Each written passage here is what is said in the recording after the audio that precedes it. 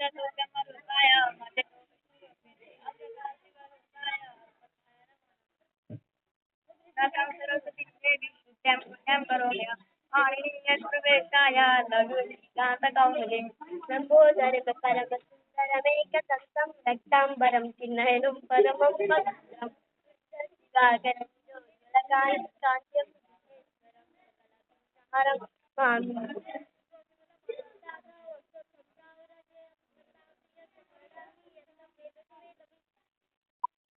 लंबोदरं परमसुन्दरमेकदन्तं रक्ताम्बरं त्रिनयनं परमं पवित्रं दिवाकरनिभोज्वलकान्तिकान्तं विघ्नेश्वरं सकलविघ्नहरं नमामि। ततः पदं तत् परिमार्गितव्यं यस्मिन् गता न निवर्तन्ति भूया त्वमेव साध्यं पुरुषं प्रपद्ये यतः प्रवृत्ति प्रसिता पुराणे।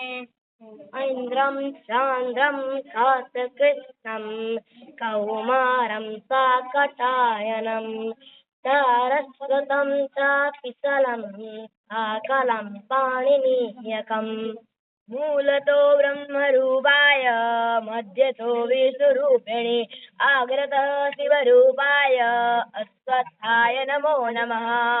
ततो सरस्वतीं देवीं करुणां करोम्यहम् प्रवेशाय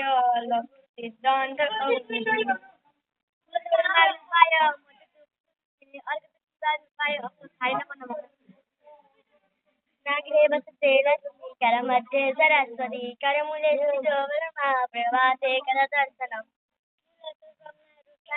मध्ये